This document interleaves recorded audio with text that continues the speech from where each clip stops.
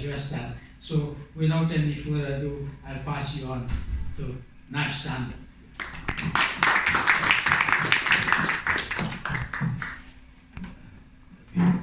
Also derobe myself.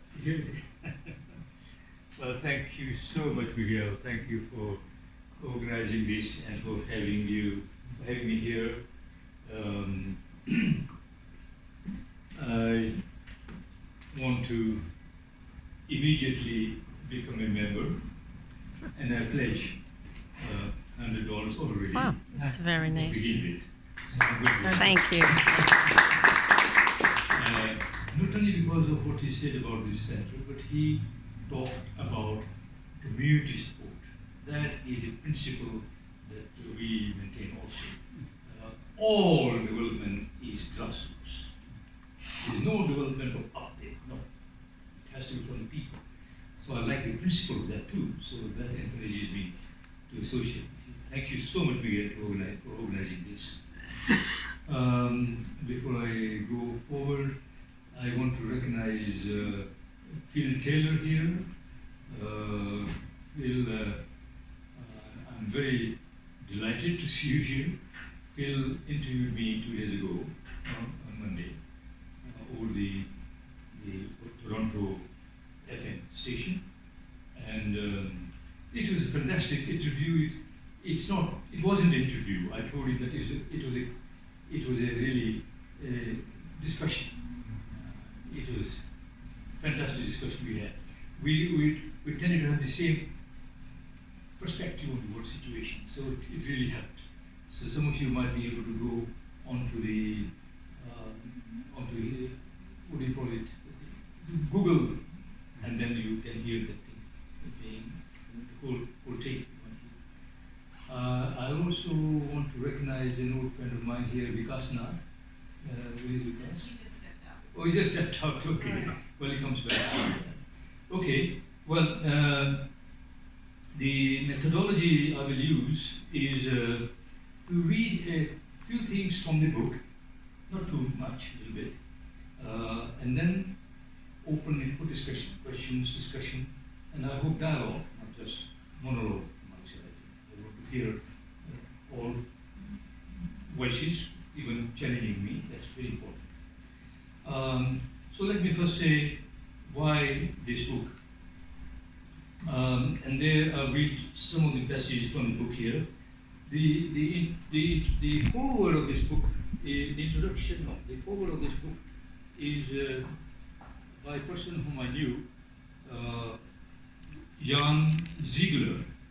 He was in Geneva, and I was in Geneva for 5 years, and he was the United Nations Special Rapporteur on the right to food, and he wrote a book called The Empire of Shame in 2005, and this is what he says: is the domination of the West is the worst in human history, in its duration and in its planetary extension. Domination of the West. In this magnificent book, Yash Tandon analyzes one of the main armaments used by the Western powers to exploit and maintain in bondage the peoples of the Southern Hemisphere, especially those of Africa, the weapon of international trade. So this is what he wrote, and I am very grateful to him for writing this. Just say 100%. With brilliant intelligence nourished by rich personal experience as a negotiator at the WTO for his own country, Uganda, and then for Kenya and Tanzania, and as a leader of the International Civil Society in his capacity as director of the prestigious South Centre Geneva, Tandon examines the resistance struggles by countries of the global South around various aspects of world trade. So that's so this book is based on experience. It's not academic. It comes from on the spot war with predators coming from the West to colonize our countries in the South, and that's where the book comes from. I might just add one more thing that Miguel was talking about. He gave an introduction of me what he did not know and very few people knew was that I was also a guerrilla. Yes, I was part of a guerrilla movement in Uganda, underground, and in my case, I was exempted from carrying a gun because I follow Gandhi, so I believe in passive resistance of domination, but I was part of a guerrilla movement to liberate our country. It was still on the hands of agents of imperialism.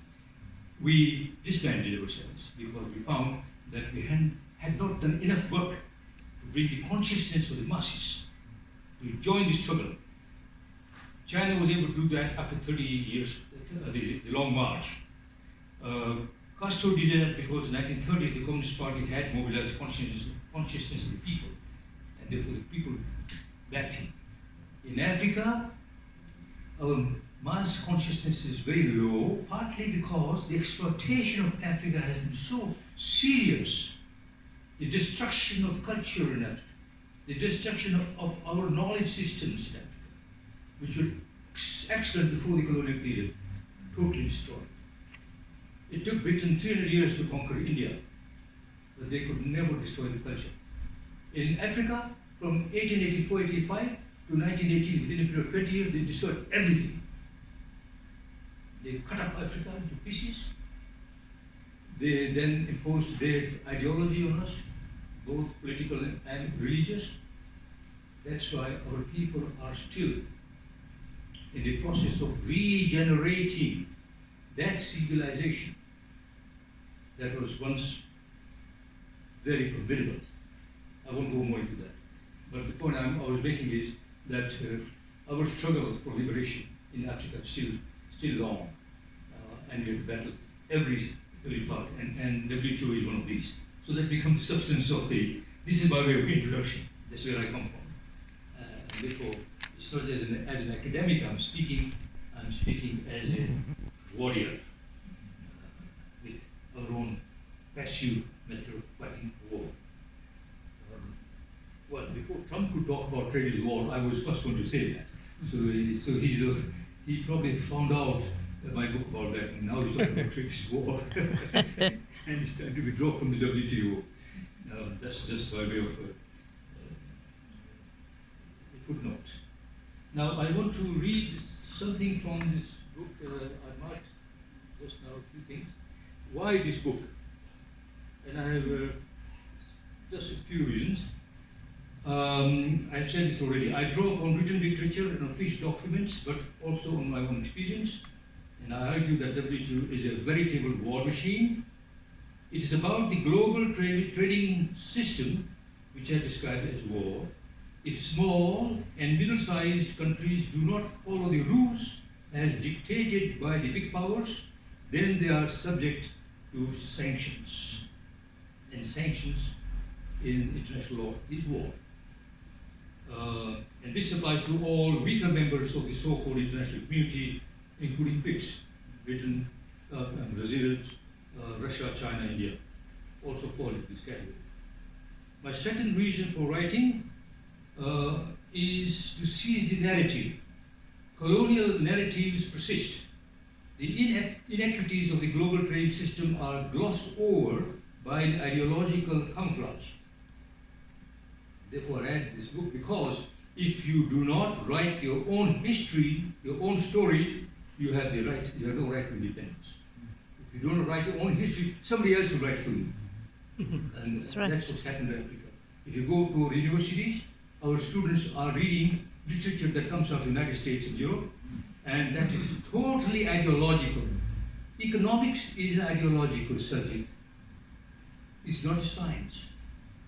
No social sciences are scientific.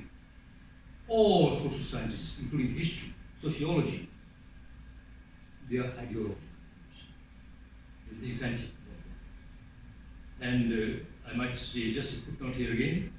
I live in Oxford now, and my book came out in 2015-2016. It is launched in universities, mostly called by students. The students have heard about this. The students' unions will call me to launch the book. and there must be at least a dozen launches are made. Guess what?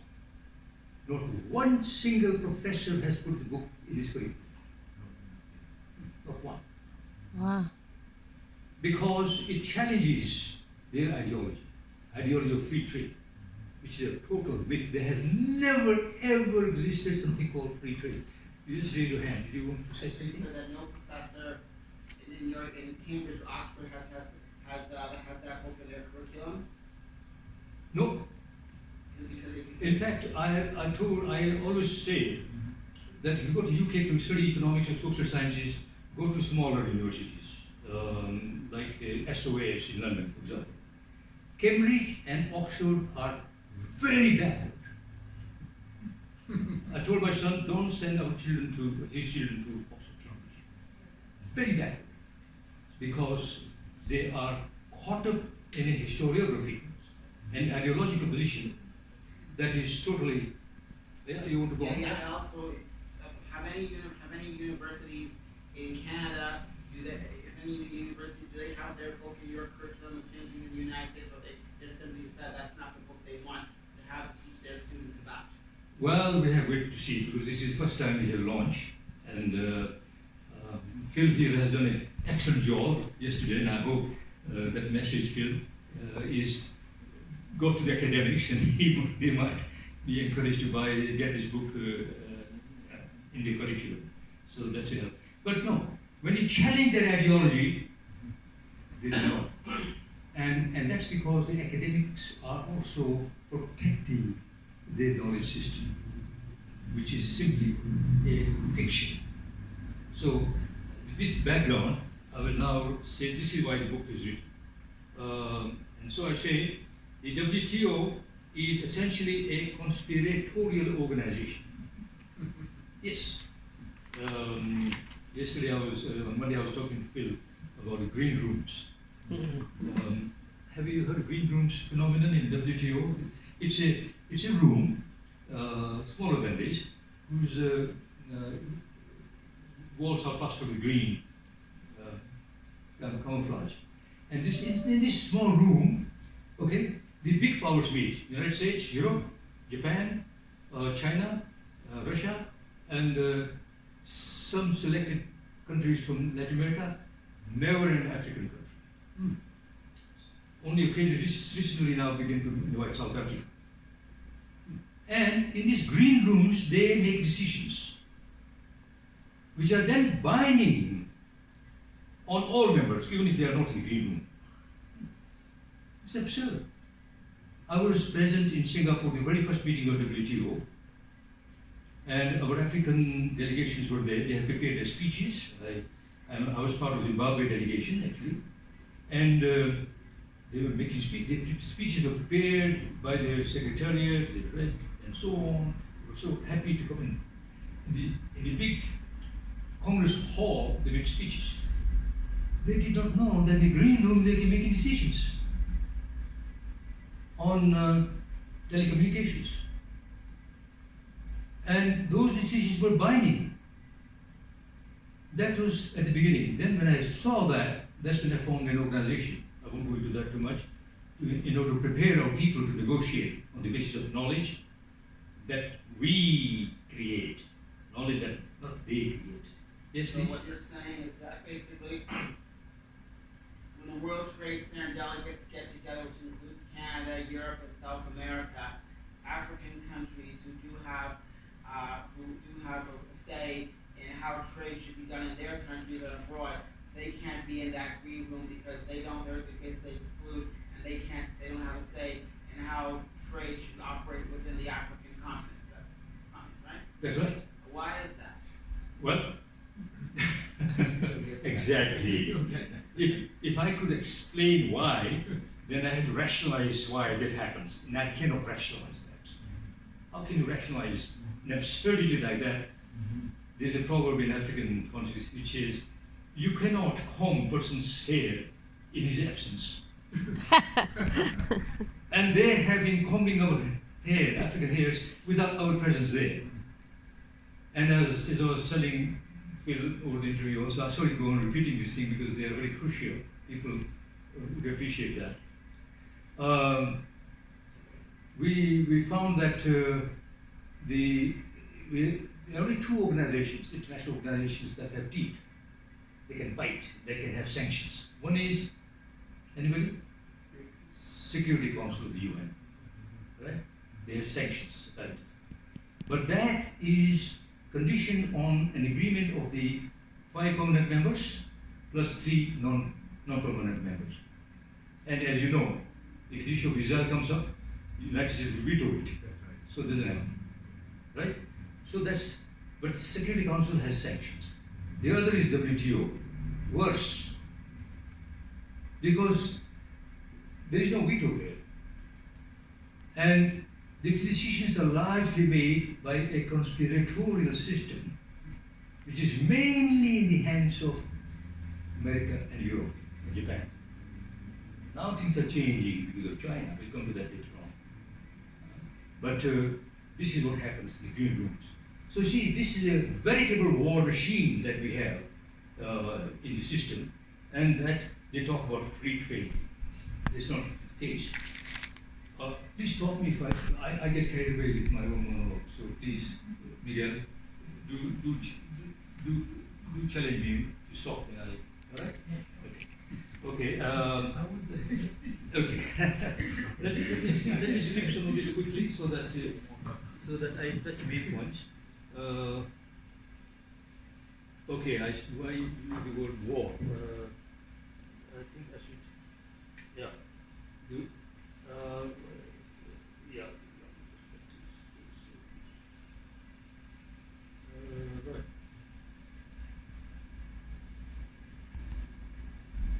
I think I already explained why it is called war. And in my page here I talk about the war on Africa. You have heard about that already. Yeah, here it is. I said trade is war. It's not war in the ordinary sense of the term. Do I need this? Can you hear me without it? Yeah, you need it, yeah. Yeah? Let's try. Yeah, then, right. All right, that's better. Sorry. Okay. But my voice is loud enough to need this. Anyway, it is not war in the ordinary sense of the term, war with bombs and drones, but trade in the capitalist imperialist era is as lethal and as much of a weapon of mass destruction as bombs. It's true. People die because of the kind of trade regime they impose on us, especially in Africa, to some extent Latin America. Trade kills people. It drives people to poverty. It creates wealth at one end and poverty at the other end. It enriches the powerful food corporations at the cost of marginalizing poor peasants, who then become economic refugees. Yeah, please. Pardon my ignorance. Does the World Court have any say on the measures that the World Trade Organization might input that might advocate? Who has the say, sorry? World Court. World Court? Does it have any? Oh, no. No. World Court has no jurisdiction over WTO. WTO itself has a adjudicating instrument, right? So when there are disputes between countries, they come before the adjudication board, and they have legal process. People bring evidence and so on. And then, if you are found to have broken one of the rules of the WTO, then the other party can impose sanctions. Okay? Now listen to this. At one time, there was I forget the country. There was one Latin American country, I think it was Colombia or Chile maybe, and they filed a case against the United States. And they won. So the United States says, okay, impose sanctions on us. I mean, how can a small country let him impose sanctions on the United States? And yet, if the decision the other way, then of course they are legitimized to impose sanctions. Yes? Well, I think it was El Salvador. Also, so you know it. Yeah. You're right, El Salvador. My goodness, you have it. Thank you. So that's the kind of system we have. So even the adjudication process in the WTO is weighted in favor of the powerful. They war. Okay. Of course, trade is vital, and we need to sell what we produce. People have been trading since time immemorial, and trade does not have to be war. Trade became war in the capitalist period. India and China have traded with Africa for thousands of years. They never colonized Africa. They were trading. China Silk Route came all the way to Africa, to Timbuktu. They were trading. When we have the emergence of capital system, that's when the corrosive, the aggressive nature of our civilization broke surface. And the capitalist period is, as Jan Sigler says, the most bestial system ever. Yeah. This civilization has been definitely very, very corrupt. Very corrupt. It won't. Other civilizations have lasted for 700 years, 1,000 years, yeah, more, 3,000 years. Even in Latin America, they have discovered that they have been underground. Discoveries have found that they had long civilization long ago. They lasted 1,000. This civilization won't last more than 500, 400. I give it another 100 years, it'll go. We are in the throes of that. That's why they are getting even more aggressive, because in front of them they see the phenomenon of their own destruction. They're creating their own destruction. Okay, I have some things marked here, but let me go to the next point. And do please intervene. I'm pleased that you do question me. That makes it more interesting for me. Then I. You have a question there. What if we Oh, don't yes. another 100 years? Come again, sorry? What if we don't have another 100 years? What if we are not able to survive? Oh, that's a very good question. Because of the exactly. cause of the environment. Yeah, you are so right. I mean, not just environment. Yeah, several environment. You see, our Earth, in my view, can sustain easily, in my view, 50 billion people, 100 billion people. Believe me, it can. We have enormous resources in this country. The problem is that the capitalist system works on profit. So anything that can be privatized for profit is privatized. So forests are privatized,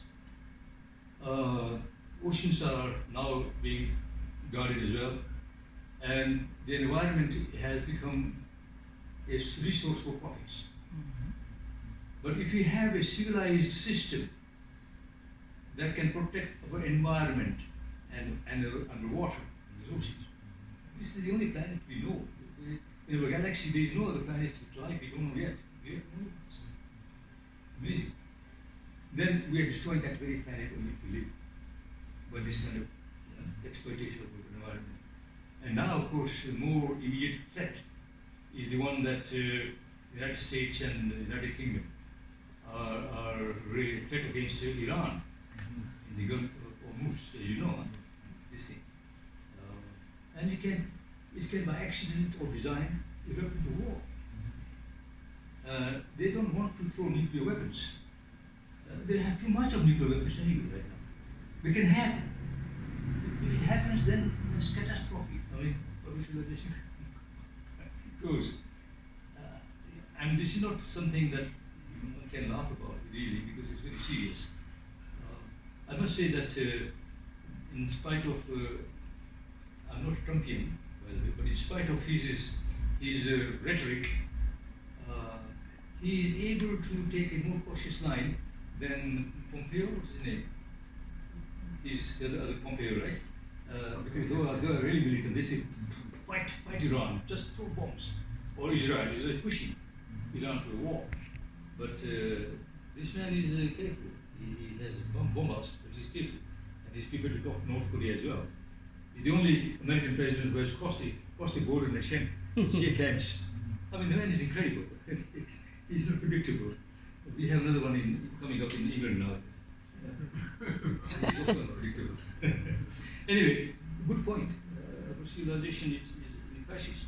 So So I said world, West and the rest of the group. Okay, I'll skip that, but I just simply want to make a distinction between growth and development. Very critical distinction, the two concepts. The GNP is the gross national product, measures growth, and indices of growth. I was launching another book of mine called Ending Aid Dependence in a university in UK, in Birmingham, and I was invited by the students.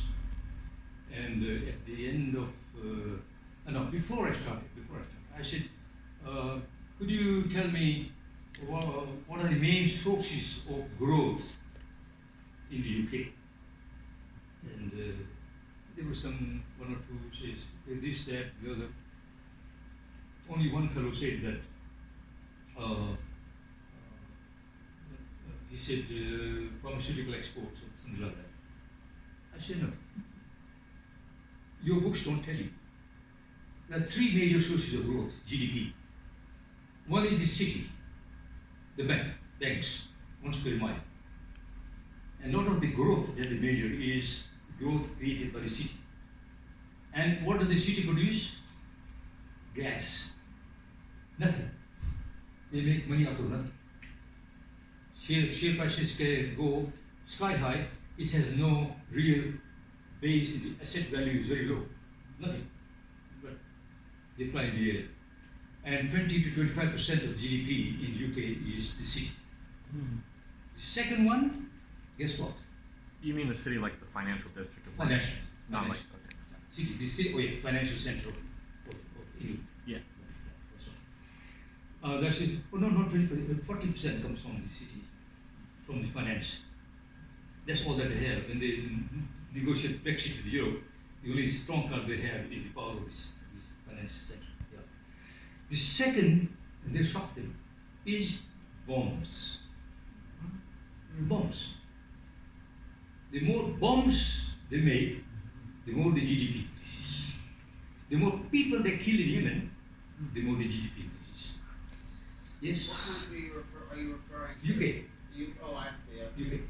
Okay? So Because- hasn't Great Britain done away with the nuclear program? Or they just, Yes. Everyone. Have they done away with their nuclear? No. Nuclear program is there. UK's. Huh? Oh yeah, UK. Nuclear program. So the nuclear program in the UK still. Oh yes, of course, and that's a bone of contention between Scotland and England. Because some of the nuclear stations are based in the north of Scotland. Oh, I see. So And they are very scared. They said this becomes a target for the Hebrides, right? Yes, that's right. And that's why Scotland people wanted to secede. They said we don't want this nuclear weapons on our territory, then we can targets. We rather use the money for health and education for people. So my own prediction is within the next 3 years Scotland will secede. I'm quite sure. Scotland will become independent of Great Britain. Yes. I see. And then they will sign an agreement with the European Union. So that's going to happen. You think that will happen in the next 4 years? Well, 4 5 years definitely, yeah. The second referendum will be made. Now people are now being educated, so they might secede. And this might have also happen in Ireland. Not if Boris Johnson remains remains Prime Minister for another 4 years, whether he will or not remains to be seen. But if he does, he'll probably do everything in his power to make sure that Scotland remains part of the United Kingdom. Yes, well, let's see.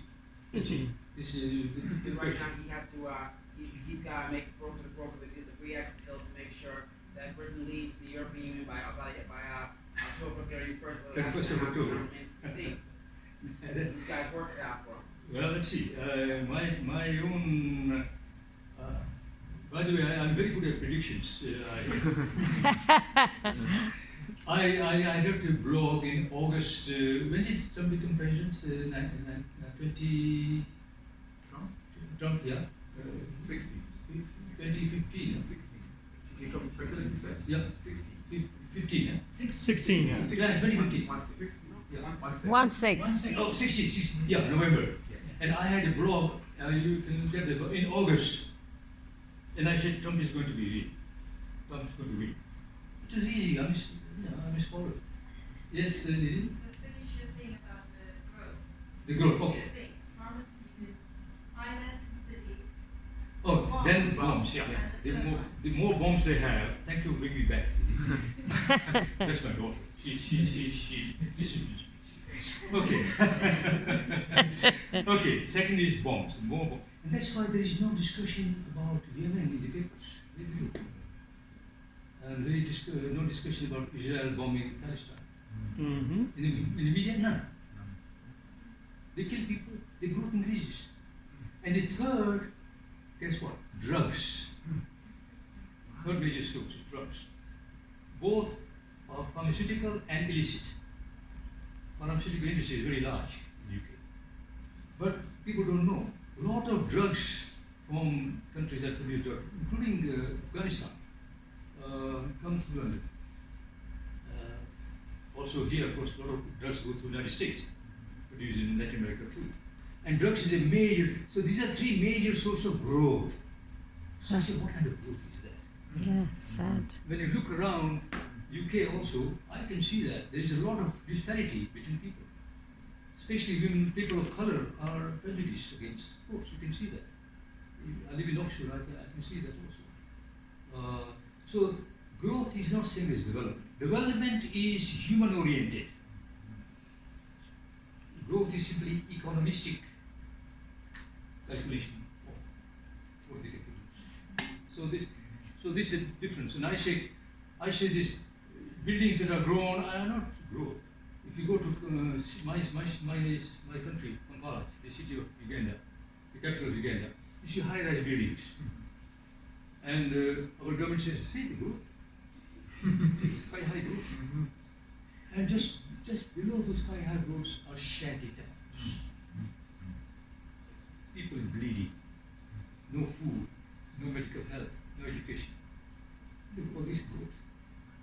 So you see, this distinction is not made very much in economic literature. They just talk about growth. So that's let me move forward. I'm taking too much time. Okay, I think let me put a more positive perspective and say that it's not all doom and gloom. We have to fight back, and we can fight back in order to change the world situation. Where is it now? Okay. And it's in page 12, I say, people as the movers and shakers of history. One thing is certain, history does not always move according to the wishes of privileged individuals in power. They are not always, not only the movers and shakers of history. That is why democracy, the consent of the people is so important. Of course, they don't understand democracy in their own countries. There is no democracy in the United States. Or UK? No. Because people matter. Activists, for their part, write petitions. That's what people do. And that's what I'm engaged in also with my organization. I created an organization called SEMDON, Southern African Institute of Negotiations, Information Negotiations on Trade Issues. As people matter. Activists, for their part, write petitions, produce analytical papers breaking down the technicalities of trade language for ordinary people and the media to understand, lobby ministers, and organize brainstorming and strategy meetings. And if things are really bad, people resort to going to the streets. People matter. People in Hong Kong are going to the streets, but that's a complete, I won't go into that. That I think is fueled by forces outside, in my view. Okay, let me jump again so that otherwise I'll start reading the whole book. Sorry. Okay. Right. Let me quickly jump to the conclusion at page 51. Okay. There it is. Okay. I'm concluding now. In the WTO, sometimes the South manages to sing in harmony, but when the big ones among them are cajoled into the green room process of the WTO, the harmony breaks down. That's happened. So, China and Russia sometimes go with the big powers, and they are forced to compromise their own interests too. And then, of course, we were from Africa left out. We suffered from that. African countries are among the weakest.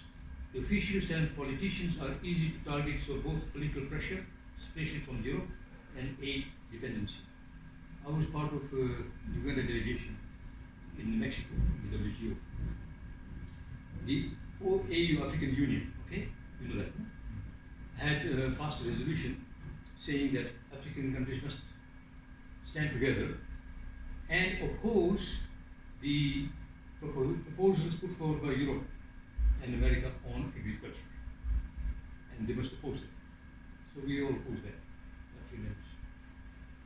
My ambassador now gets a call from the president. I can say this openly because it's open secret in Uganda. And he phones our ambassador who was there negotiating. He says,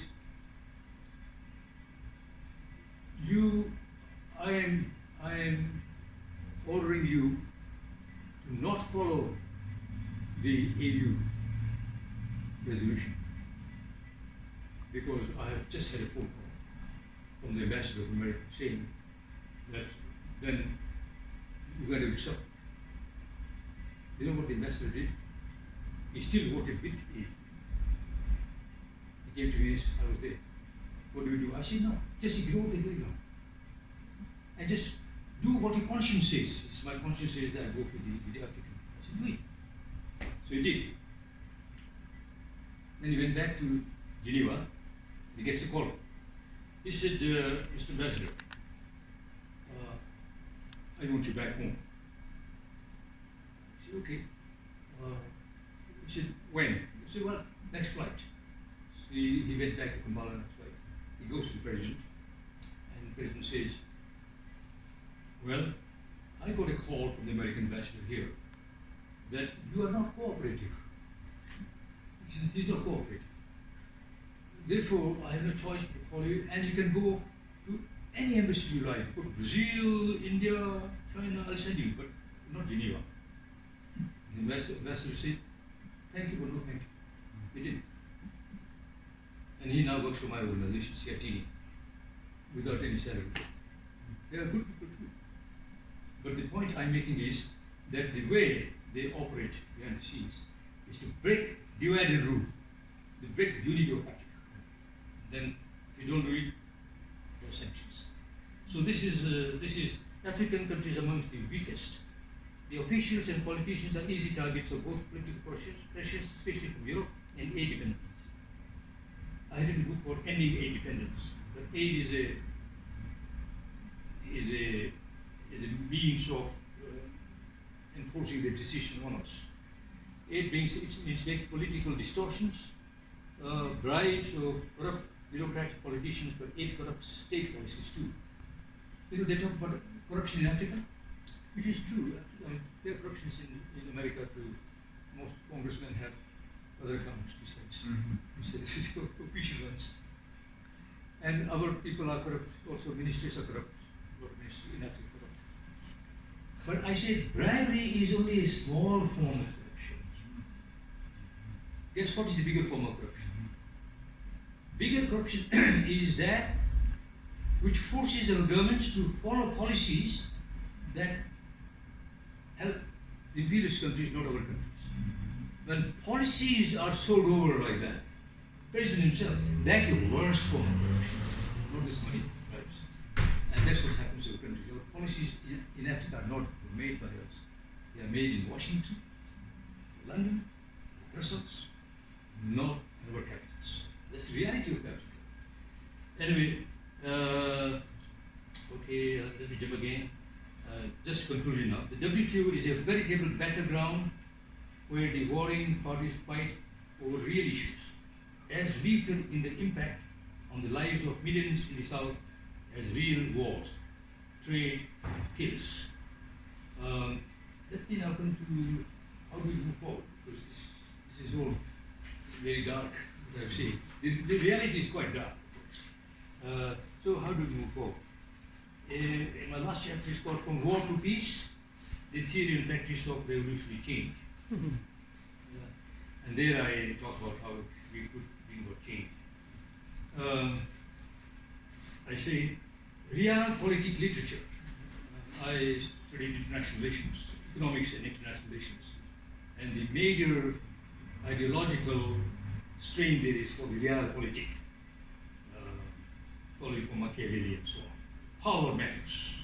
That's power is truth. And that is dominates the literature. Realpolitik literature, mostly Anglo-Saxon, talks about peace through overpowering military strength. In the long run, this is self-defeating adage. Whether the US has achieved peace in Iraq, Afghanistan, or Iran through its overwhelming military power is an open question. They failed in Iraq. They bombed Libya. Now look where is Libya. They've been bogged down in Afghanistan, and still there. Even Obama, who got a peace prize, was fighting in Afghanistan. This is where they come from. Yes? Sorry, did you just say they failed in Iraq? They failed. They failed Iraq. They failed. What? When you say they failed, are you implying that they intended to help the Iraq people? No, that's right. Because I think they succeeded. I think they succeeded in Iraq, and I think they succeeded in Libya. You know, because their goals were not humanitarian, right? Their goals were to destroy those countries, and they've done that. Well, I can see the argument. Yeah. What point I'm making is the following: they killed. They got Saddam. What's his name? Saddam Hussein, and the way he was killed was brutal. And Saddam Hussein was maintaining some kind of peace, very difficult with the Sunnis and Shias there. Okay, very difficult. And of course they alleged that he had bombs, which he didn't. There's a famous speech by the U.S. ambassador in the UN saying we have documents to show that Saddam had. Colin Powell. Colin Powell, yeah. Colin Powell, yeah, that's it. He didn't have bombs. So, and then they had war. Guess what? Iraq is now in control of the Shias. And Shias are backed by Iran. And Shias, now the Iraq forms part of that coalition that is fighting America. America lost. That's what happened. So you see, even Afghanistan they lost. Syria they lost. Syria, Russia has put guns where its mouth is, and they were able to change balance of power in Syria, as you know. And I think if they mess up with Iran, they lose. They will lose. Because Iran will then be freed to use this uranium for bombs. Because then it will have no reason not to have bombs. They might have that capacity, but that's not. They need to stand in the strength of the enrichment, yeah. They are risking war. And what you, President Eisenhower talked about, the military-industrial complex. It's still powerful. I would simply add another one, military-industrial financial complex. That's what rules America. And for them, war is something that they do not fully understand. Anyway, I'm making sidetracked, but that's an important question. Okay, now I'm saying, root cause of trade war, I've gone through this. Now I'm saying that my lecture might appear as if I'm finger pointing at Europe and America and so on. In a sense, yeah, I am. But that's not my intention. I'm not finger pointing, I'm analyzing. I'm analyzing. You go to a doctor, you tell your symptoms, and doctor carries out diagnosis, and then he gives prescription, isn't it? So I'm taking a diagnosis of a system, and that's what the reality is now. Now, I'm in UK, and Britain and Europe are refusing refugees coming from Africa, okay? And they have prescriptions, they want to give money to Turkey so that refugees are kept in Turkey. They have ships there that provide some refugees to some people to come to Europe, otherwise they block it. You know, in the media, not even in the liberal press like Guardian, there is no analysis. There's description, unlike what doctors do.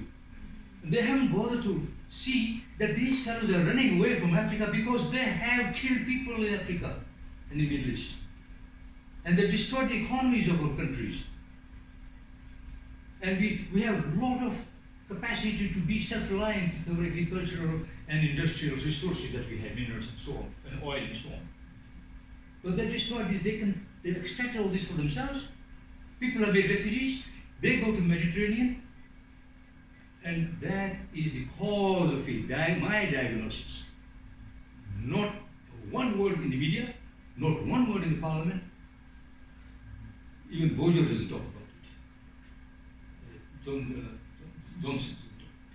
So it's these people are caught up in a situation where they do not even pretend to carry out an analytical work.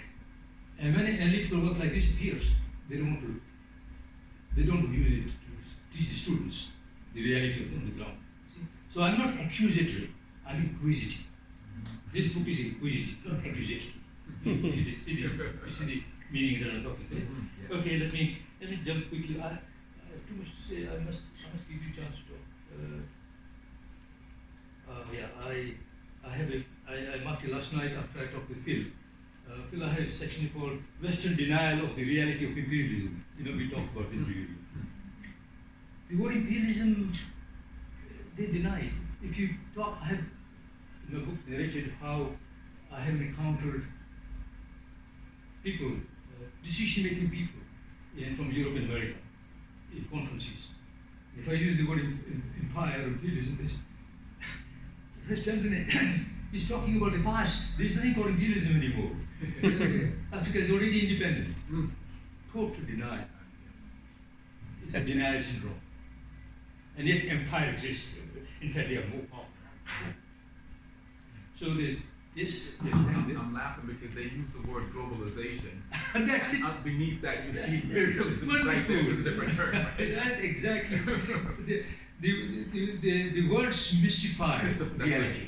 Yep. It's mystification. There's a video that I'm watching of the current, I think, AU ambassador to the United States, in which she's talking about the Berlin Conference and the separation agreements they had with France, etc. Would you be able to comment whether or not those agreements are still being imposed on Africa?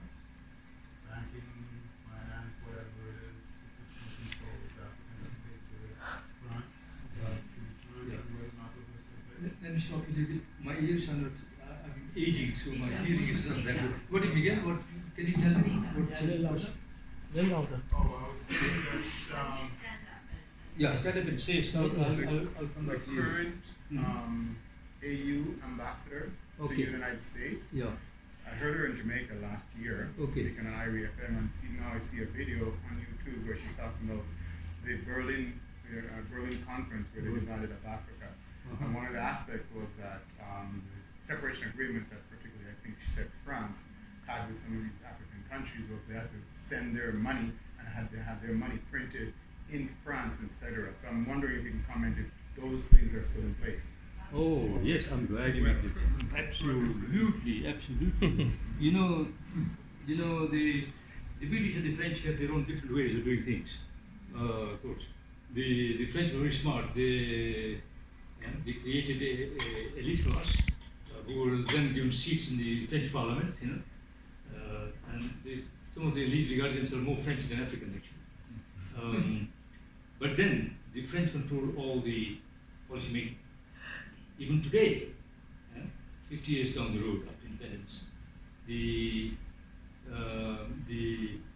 financial, monetary, and fiscal policies of Francophone countries are made in Paris. Even now. In our case, Afro-African, Anglophone Africa,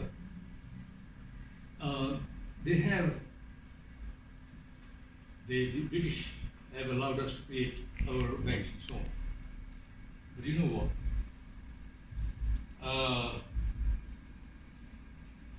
There is a position of the IMF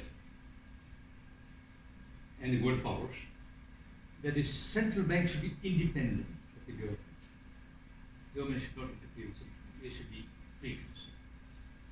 And I've talked with the governor of my country, Uganda, who was my student before.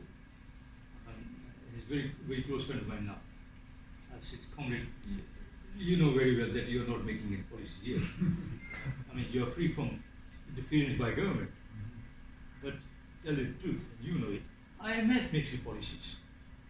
So they usurp the capacity of our governments to make policies in the central banks in order that those policies are then made in Washington. See? So you see, our countries are still, I'm glad you raised this question, very, very important question. So Western denial of reality imperialism, they deny all kinds of things. I have here, feel this is the point that here, Herman Cohen, I met Herman Cohen, I had a public debate with Herman Cohen, the former US Undersecretary of State for African Affairs, at the time of governing executive of the Global Coalition for Africa. And he simply said, Professor Tandon is talking nonsense, there is no incline. Anyway, moving forward. Okay. I say here, imperialism defined. Imperialism is a particular kind of relationship that arose in the wake of colonialism. It may not be reduced to just any kind of asymmetrical power relationship. No, imperialism is not any relationship between two unequal powers. It is a historically created phenomenon. It has taken time to create after 1884. In case of Africa, it existed before too, in India and so on. But it is not a fleeting phenomenon. It's part of present reality, and therefore we have to fight. And that's problematic. I'm Ugandan, I go to Uganda sometimes, and I talk, and I say we have to bury our differences in our countries in order that we can confront the enemy, which is the empire, our primary enemy. We have contradictions among ourselves, of course, but those are secondary contradictions. And nobody listens. What is happening in our countries is that these secondary contradictions, be they religious or tribal or ethnic, become the basis of elections, become the basis of people killing each other. And the only giant that benefits from that is empire. So in East Africa, we have East African community, and we've been trying to integrate. We used to have common currency at one time, and free trade one time amongst our countries. They're all gone. Because the United States and Europe can play upon our secondary contradictions, tribal and so on. Let us fight amongst each other. And they have been able to get Kenya, for example, to send troops to fight against Somalia. They go to Uganda, my country, to send troops in Uganda. There's no business. Uganda and Somalia has no war. Why should they send troops there? And therefore Somalia bombs Kampala 2-3 times. The point I'm making is that there is no proper understanding of what are our secondary contradictions and what is our primary contradiction. And our primary contradiction is with the empire. Therefore, when Amin was in power, I was part of a group. They said we should unite everybody in the other country. And there were some extreme people on the left who says, no, but you cannot unite with the feudals and the king, the reactionary. I said, no. These are our contradictions we will manage later on. Right now, Amin is simply representing the empire. So we fight all together, and we succeeded. We formed Uganda National Liberation Front, and I was part of the architect of that, and I was a minister later on. And we combined all forces. Then the British started working on Bote, who was in exile in Tanzania, and Museveni, who had forces. They staged a coup against us. We were thrown out within 1 year. Now the country is torn apart. See, this understanding of empire is so critical, not simply as an academic thing. No, it is real life, and it affects policies. I think I have talked too much. Anyway, I see. I'm okay. There's one thing I must. I marked the word yellow. I thought this might something I might read, but I am not going to read that. Oh yeah, I have on page 160 philosophy of contradictions, and I say, and I'm trying out there conservative forces at the international and national level, conservative forces, then dynamic productive forces using Marxist terminology, science, technology, so dynamic, and then revolutionary socialist forces, social forces, and this triangle represents the intricate, complex relationship with the various forces, and unless one has an understanding of this thing and able to utilize that knowledge to create a strategy, long-term strategy, and tactics of struggle, we can't make it. And that's the tragedy of the continent. I'll stop here because I want to say that I don't want to end in pessimism. I was in Uganda in May, where I launched a book that just finished writing. It's called The Common People's Uganda. Somebody was raising their hand? Yes, please. No, when you finish, I'll wait till you okay. I'll wait till you Okay. Okay. It's called Common People's Uganda. That's based on our personal experience, our experiences in Uganda, what has happened. And I launched it, and the situation in Uganda, not very open. Your friends who can tell you that is very bad. Our president he was my student, by the way, and he has lasted nearly 32 years, 35 years. Who's 70? 70. And so I could speak out because I enjoy the privilege of my age, and he was my student, so I use my privilege to say openly, Mr. President, it's time you stepped. Pass it on to the younger generation. Openly. Instead of quoted by the media and television, someone written and say that, they put it to me, let me be the voice of that. But they can't, because they've been problems. So the support I have is the younger generation. And the young guy called Bobby Wine, I don't know whether you know that name. Yes. You do, huh?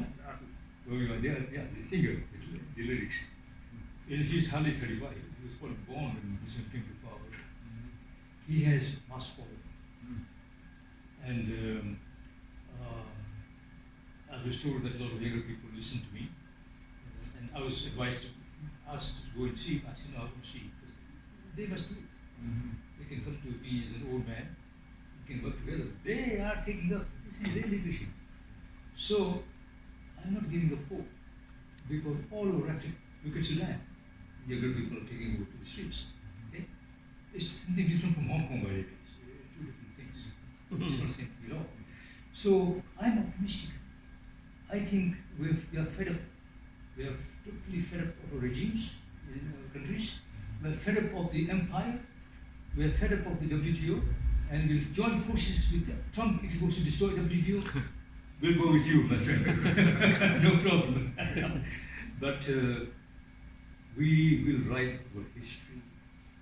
We will first take control of our history, our narrative, not their narrative.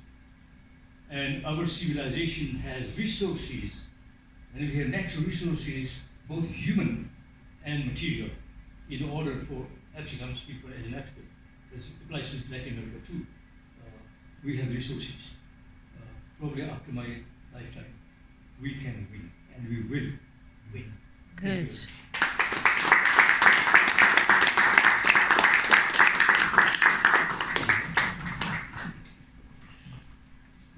Thank you, Dr. Tandon.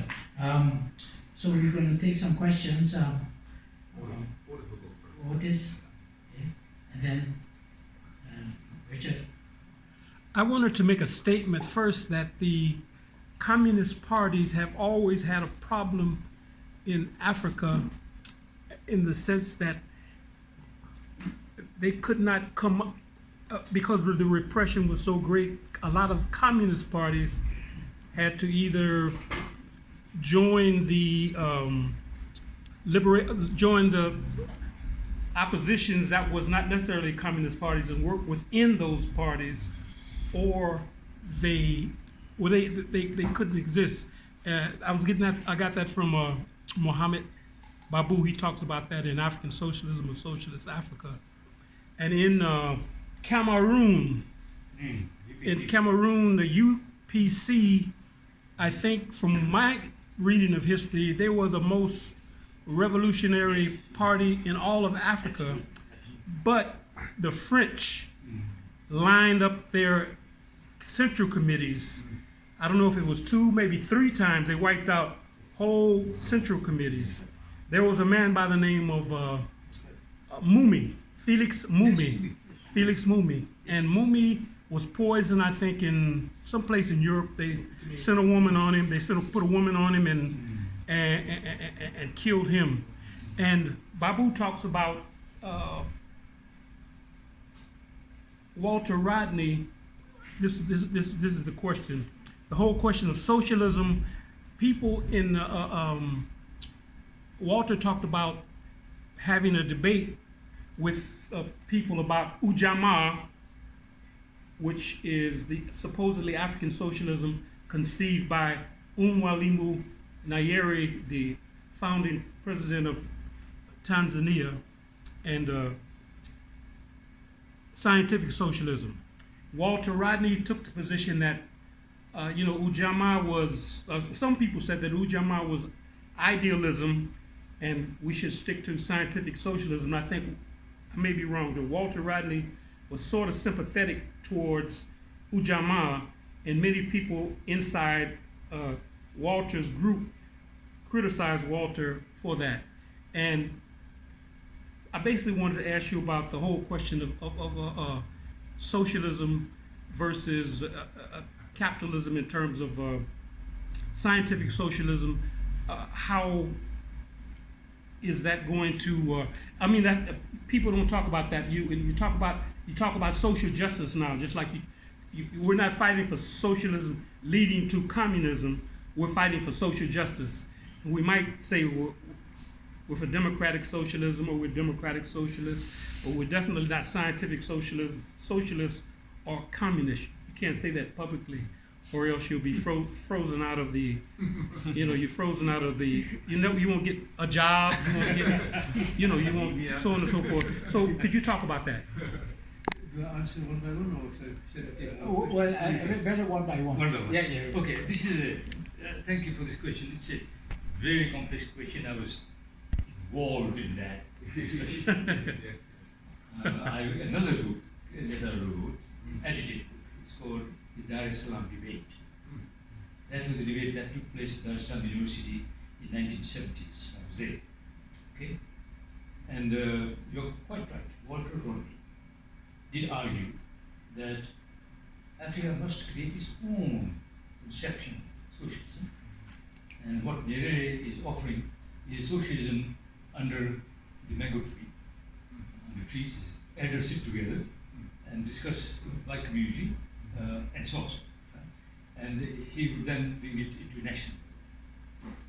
What went wrong with that, the implementation of that, was that at one time there was a food shortage and so on, and they then had to ask food from outside. But the point I'm making is that the government then used force to cooperatize desert farms, so bring them to villages, Ujamaa villages, in order that the government can then supply them with inputs for agriculture, seeds, fertilizers, and so on.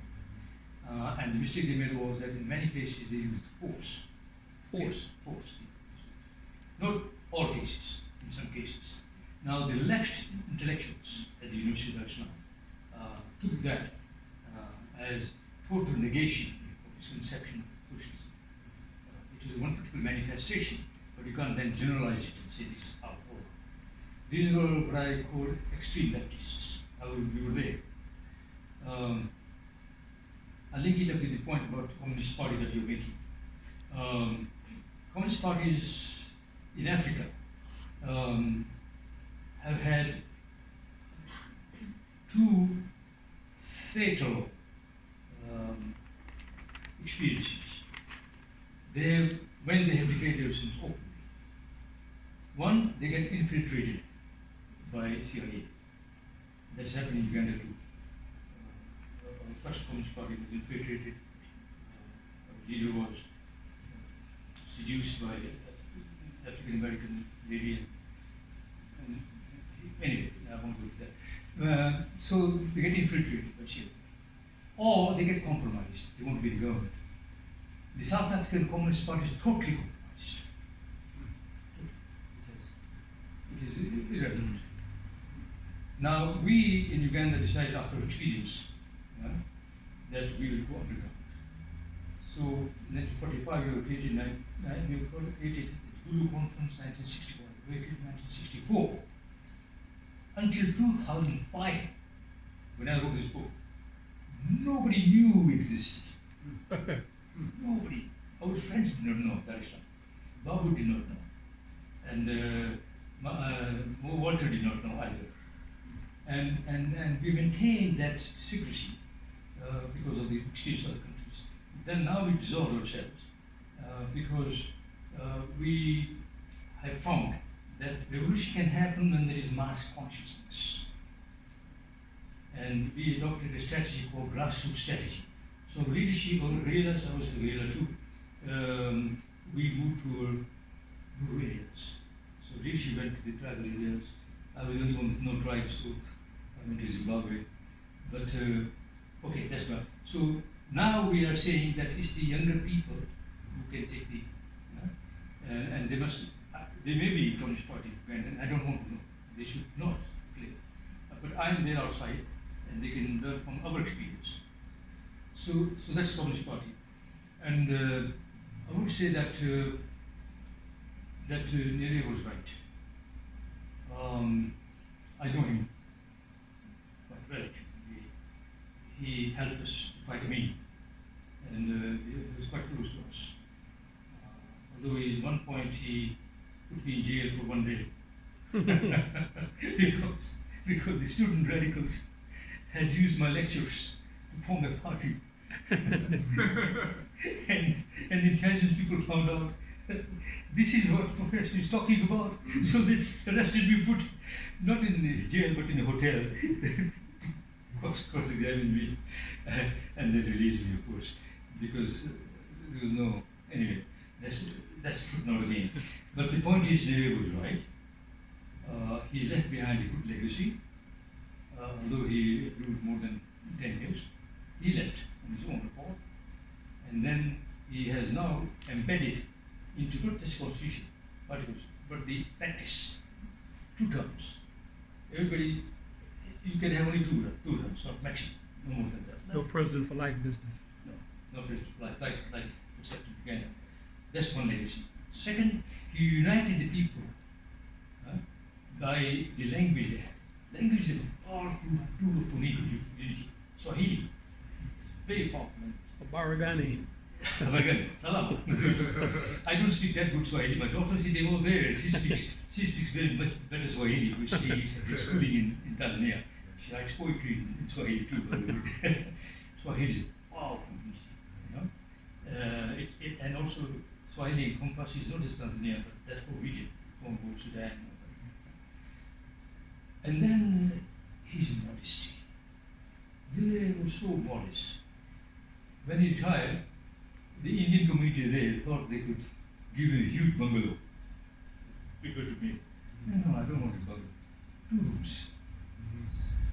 He retired in his village with 2 rooms, and then got involved in trying to solve our lake area conflicts. Victoria Lake, surrounding areas have many conflicts, so on and so on. So he spent his life there, and he was the chairman of the South Center. The South Center is the institution of the Global South, like the United Nations of the South, based in Geneva, and Nere was the chairman of that. And Manmohan Singh from India was the Secretary General, just happened, personal, but just anecdote.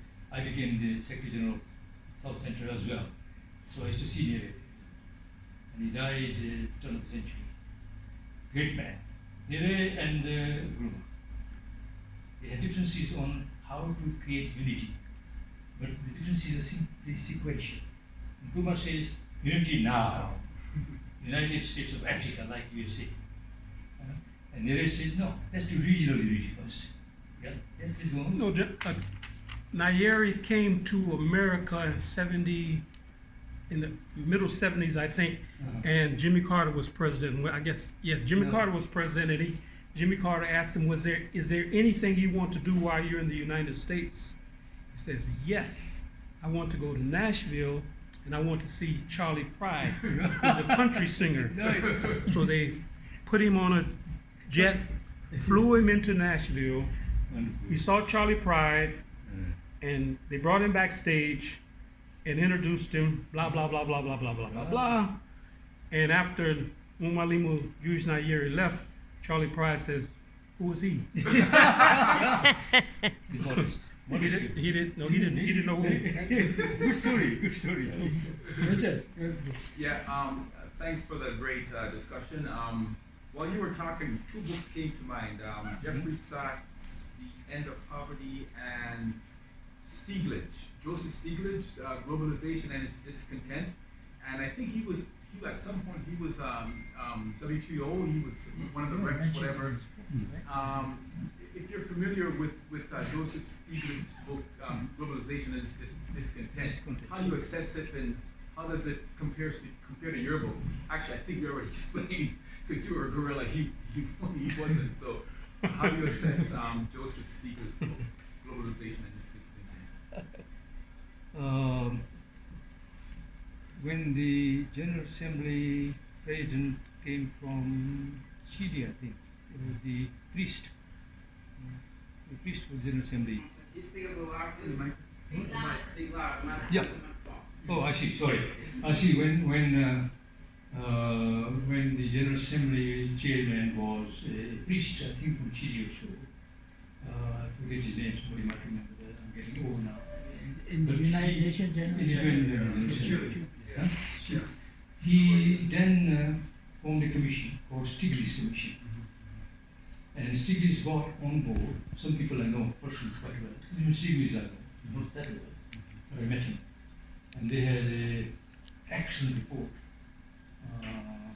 And if you look at that report, suggesting the reforms that are needed in the UN system in order for it to be more effective. You know what? Nothing. Nobody has heard of Stiglitz Commission. I read it through and through, and I wrote a commentary on that. And my conclusion was, it won't be adopted. He is a reformist. Now, reformism has an illusion that you can keep the powerful intact, but persuade the powerful to do. Come on, are you kidding? So Joseph was a very good man. I know him. In Columbia University, I met him there, but reformist, not revolutionary.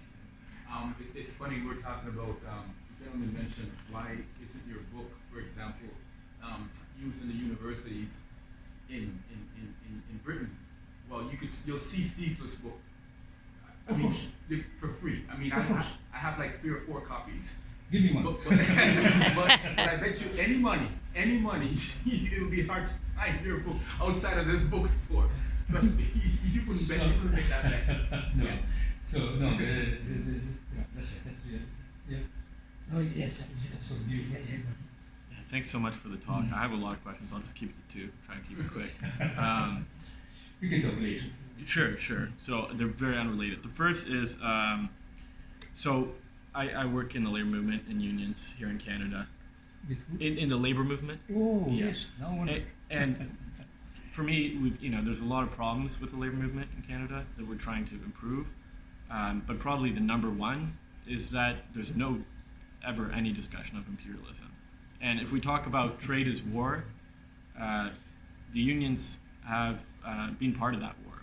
they've been part of waging that war. They've gone along with NAFTA, right? They've gone along with the WTO, and the welfare state that the unions have fought for, right? It's basically crumbs from exploitation of places like Africa, and one thing that we need to change if the labor movement's going to be successful in a country like Canada is that discussion, right? And trying to. So I guess my question for you is, how do you think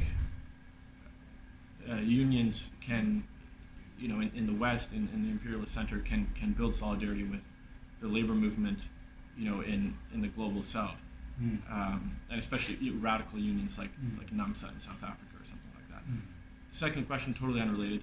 When I was traveling a few years ago, I met some members of the Eritrean government, and they were discussing they have a very different model from the rest of Africa, in the sense that one of only 2 African countries that's not in AFRICOM, only African country that really doesn't take foreign aid.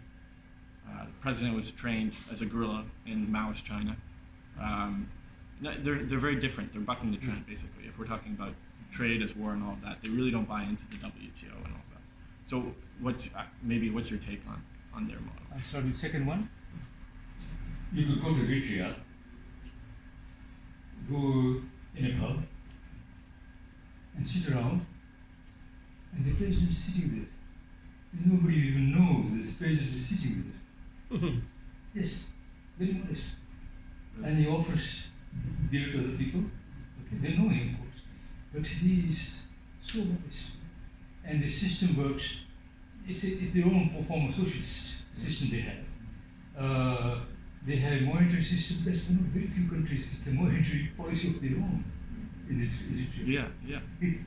It's a small country, by the way, and yet the tenacity of the people is amazing.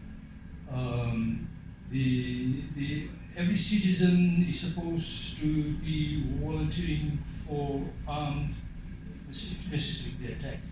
So they are trained also for self-defense, but they're not militarized as such. They don't.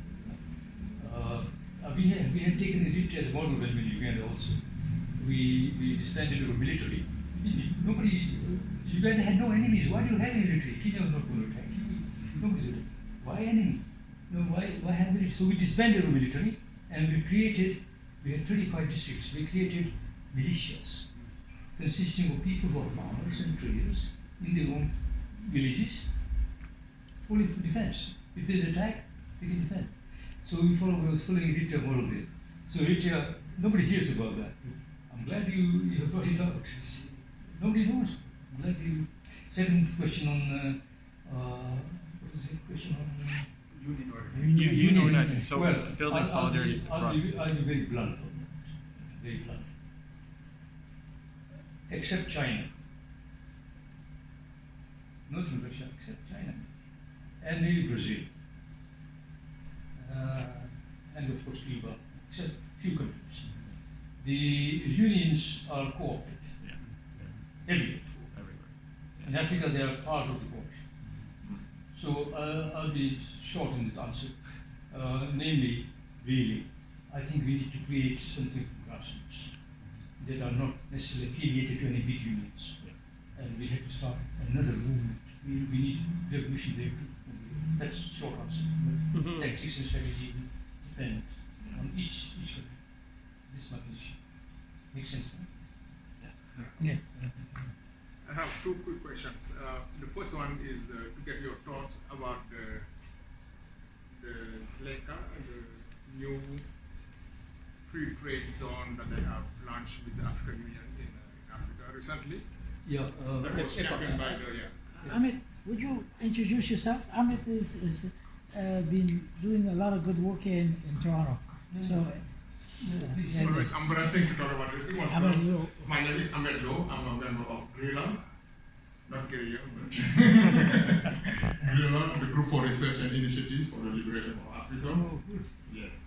And we've been working with Miguel here at other events. So that was, I wanted to pick up your analysis of that initiative, which I think you may have some reservation or some critiques. The second one is that in December last year, we convened in Accra in Ghana to commemorate the 60th anniversary of the All African People Conference that was called by Nkrumah to launch the initiative of the Pan-African Federalist Movement. I think that you were in contact with Lazari. I'm a member of that. You're a member, yeah, so I wanted to know, to get from your experience of a long-time activist, revolutionary in Africa, your advice on which way to go forward with this initiative, whose aim is to call for a political federation between the African countries and the countries that are in majority black countries in the Caribbean, so that we can create a bloc to be able to be negotiating on this kind of trade negotiation as a group rather than individual countries, because we are too weak to take an individual. So I want to pick your brain on those two issues. No, very, very important question. I think hidden in your question is already an answer. Okay, thank you. I think that PFA, I'm very excited about PFA, the African Federation Movement. I mean, the emails that are crossing us, hundreds and so on, thousands maybe. So good to meet you, comrade. We are talking about African unity, and we're going back to Nkrumah. I won't go into great length, we'll talk about that later. But my own strategy, my own perspective is that Nkrumah was talking about African unity now. Okay? And Nyerere was talking about sequential. And I agree with Nyerere. I think you can't jump into African unity straight away at the global level. And contradictions. We have enough contradictions regionally. So Nyerere was saying let's go sequentially, let's have East African integration, and then Southern African integration, North and the Central. And then on those pillars we will build. Okay? Now that concept was accepted by the AU at one time, and the AU had said that we are going to regionalize 5 regions, and then the IMF came in to push its line on the AU, saying that this will create problems for us. We cannot work in that situation, and the idea was dropped. So I still think that we should go sequentially. And coming now to the second question, EPA, Economic Partnership Agreement, with Europe. And I've been engaged in this for the last 40 years with EPA, which we challenge these people. The Cotonou Agreement was discussed in the 1970s, and my comrade and myself challenged that. And I won't go into the story of that. But I'm still fighting for that. And guess what? Europe is winning. In East Africa, just take our example, Kenya is defined as well, 4 of us, Uganda, Tanzania, Rwanda, and Burundi are defined as LDCs, least developing countries. Okay, that's a definition. There's no meaning, it's LDCs. And Kenya is defined as non-LDC, developing country. Now the LDCs countries have quota-free, duty-free entry into Europe. But the non-LDCs have to pay tariffs. Okay, guess what? In Kenya, I've been working there many years now. In Kenya, the flowers industry is owned by 3 global corporations, okay, and the royal family. Kenyatta's family, Mama Kenyatta, her son who's ruling now. Flowers industry. Flowers industry has access to Netherlands, but they have to pay only 3% so. But if they don't sign the EPA, the escalation will go to about 7%, 6.5% to 7%.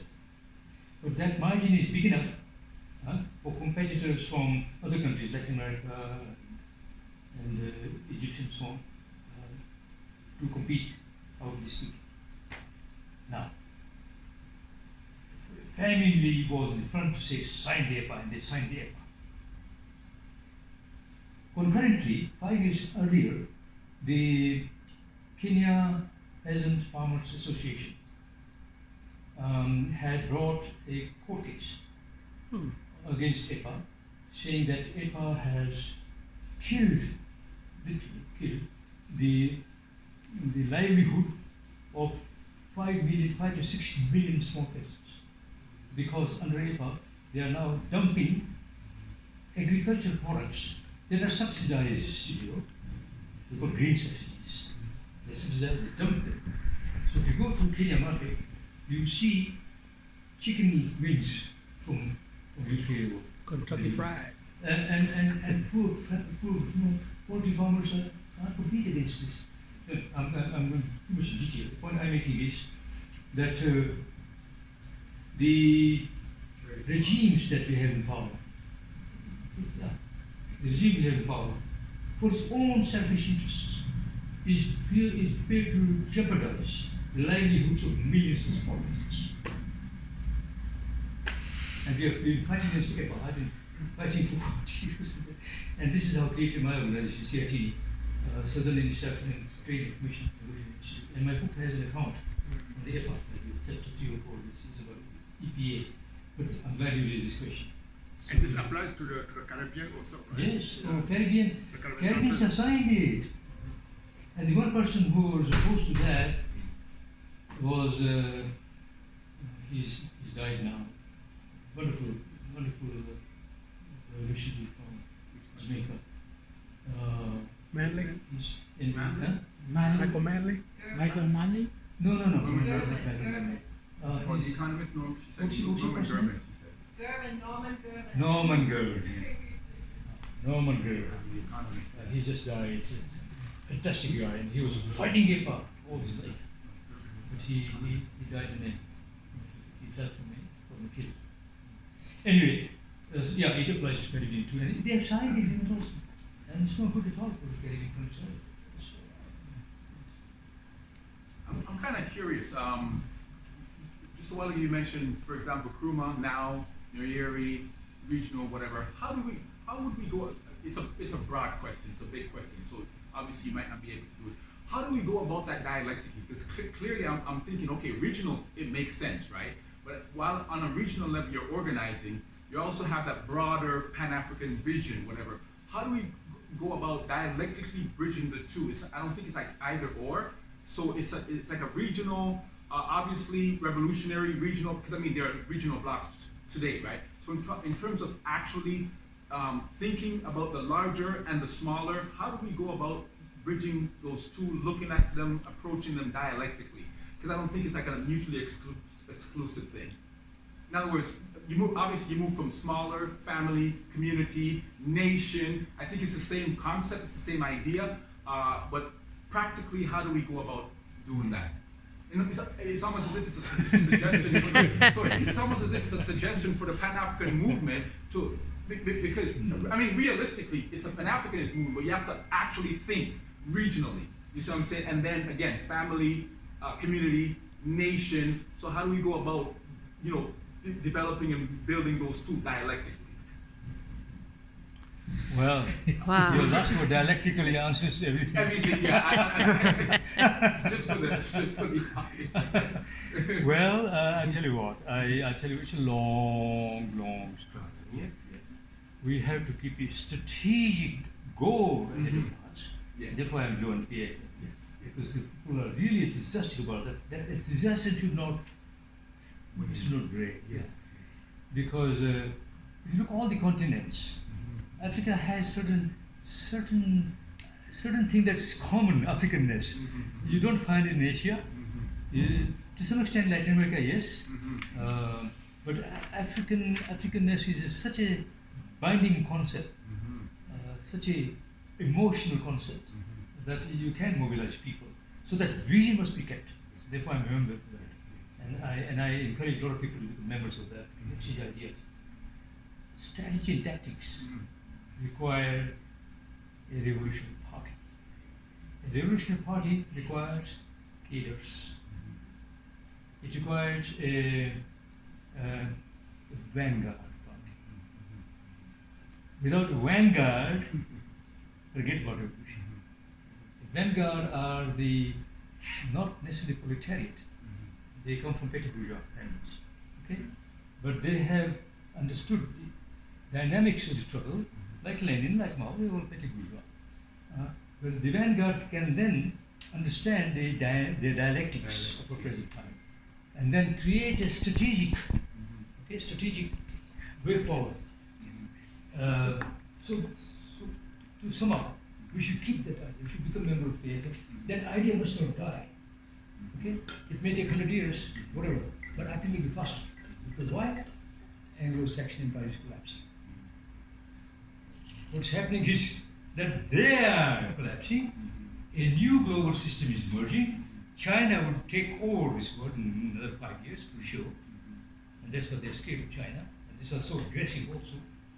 Therefore, that idea will have, a certain historical refreshment of the global dynamics. We need to carry this debate by PFM. I'll write something on that later on. But I'm glad you raised this question. And we must One last quick question. Yes. Sorry, I was going to relate to the dialectics of coming together. In this part, I'm wondering to what extent does the Western powers have any influence over indigenous education?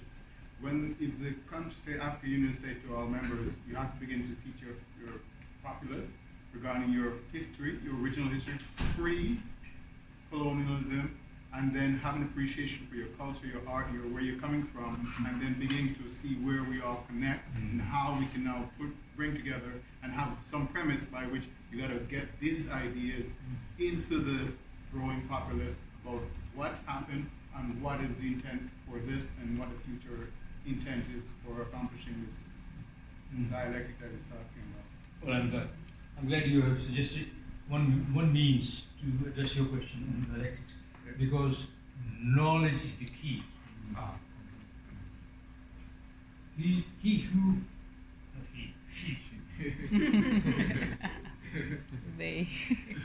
She who produces knowledge accomplishes knowledge. And knowledge production right now is in the hands of these people. IMF, World Bank, Western universities, replicas of Western universities in other countries. We got to fight against that. And that's where, not only my books too, you mentioned Babu and so on, other issues. Knowledge creation. So my book is part of that. An alternative narrative, which is not accepted by the imperialist forces, but also comprador elements. You know what comprador is? Yes. Chinese comprador elements. Entire state structures in Africa are compradoralized. Yeah. From Egypt to South Africa, all except Eritrea.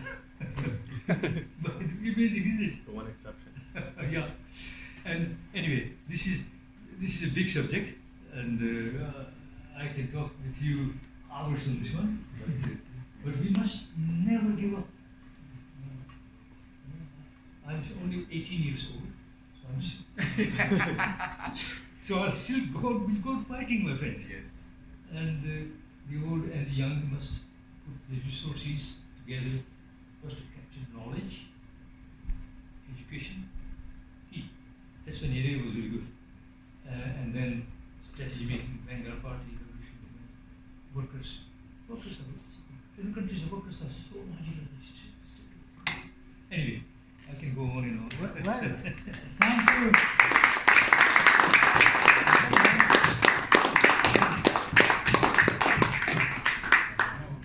Thank you so much, Yash Tandon, the warrior. Yes. So the book is actually very reasonable price. It's $19, and there's $11. What? No, we are available. I want to grab that one. I want to sign on. That's over there. The $19. And he has another very good book, which I'm sure some of you will be interested in. The Trump phenomenon and the emergence of the New World Order. Just a pamphlet, sort of, but excellent and very, very informative. As he says, he is an analyst, and you will see that very much in all his writings. So, He analyzes and he synthesizes. Oh yes, and there's a bunch of other books that he has. Some of them in French and in Spanish. So if any of you would like to get some of them, there's on Nkrumah. Ooh, I need that there's one. on Julius Nyerere. I need a There is stuff here on demystifying aid. You know, so a number of different titles here is all available for you guys. So thanks again for coming out, and appreciate and hope you come back again. And don't forget to if that the membership applications there and the pledge application. Thank you.